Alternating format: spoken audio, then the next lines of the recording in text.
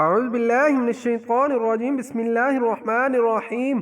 معزز ناظرین، آج ہم آپ کو گیدڑ سنگی کے متعلق بتائیں گے یہ کیا ہے اور اس کے فوائد کیا ہیں، یا بس ایک بات کی حد تک ہی ہے، یہ مال میں رکھنے سے مال میں اضافہ ہوتا ہے، یا بس ایک بات ہی ہے، اس کے سائز میں اضافہ کیوں ہوتا ہے اور یہ مرتی کیوں ہے، اور لوگ اس کے بارے میں اپنے کیا خیالات رکھتے ہیں۔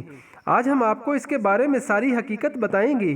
اگر آپ ہمارے چینل پہ نئے ہیں تو سبسکرائب کریں اور لائک کریں۔ معزز ناظرین، کچھ لوگ گیدڑ کے سر کے بالوں کو گیدڑ سنگی سمجھتے ہیں اور کچھ لوگ اس کی ناک کو سمجھتے ہیں کہ یہ گیدڑ سنگی ہے۔ کچھ جوگی یہ بتاتی ہیں کہ گیدڑ کے سر پر سینگ ہوتا ہے جو ایک گلہری کے برابر ہوتا ہے۔ یہ گیدڑ پہاڑی علاقوں میں پایا جاتا ہے، اسے تلاش کرنا انتہائی مشکل ہے۔ ایک بات گیدڑ سنگی کے بارے میں یہ بھی مشہور ہے کہ یہ جس کے پاس ہوتی ہے اس کی قسمت بدل جائے گی۔ اگر گیدڑ سنگی کو مال و زر میں رکھا جائے تو وہ بڑھتے رہتا ہے، جس کے پاس یہ ہوگی وہ جو چاہے گا وہ سب اسی کا ہوگا اور بندہ امیر سے امیر تر ہو جائے گا۔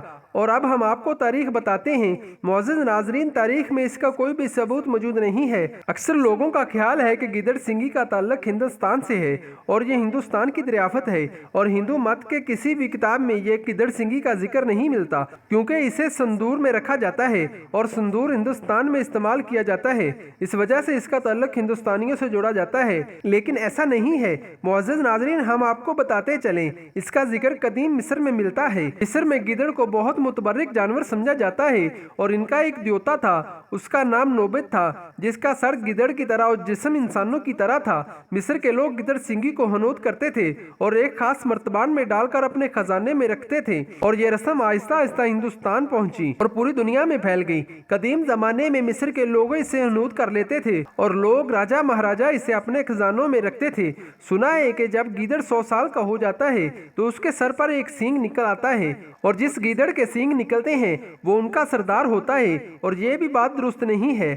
آپ کو یہ بات جان کر حیرانگی ہوگی کہ اس کو لوگ جوگیوں اور دوسرے لوگوں سے منت سماج کر کے خریدتے ہیں اور اس بات کا پورا خیال رکھتے ہیں کہ یہ زندہ بھی ہو۔ لوگ اس کو سندور میں بہت احتیاط کے ساتھ رکھتے ہیں۔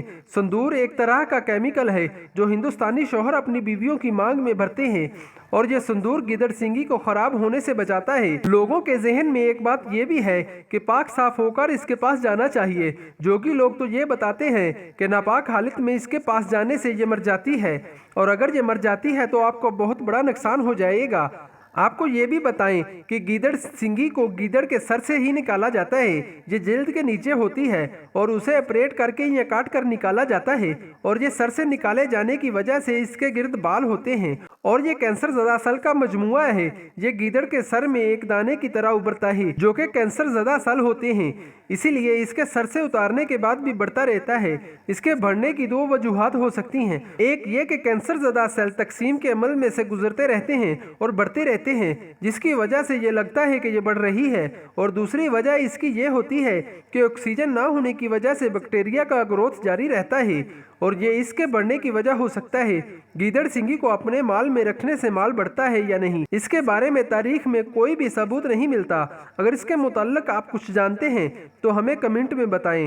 اللہ تبارک و تعالی سے دعا ہے کہ ہمیں سیدھے رستے پر چلائے اور اپنی ہی عبادت کرنے کی توفیق عطا فرمائے۔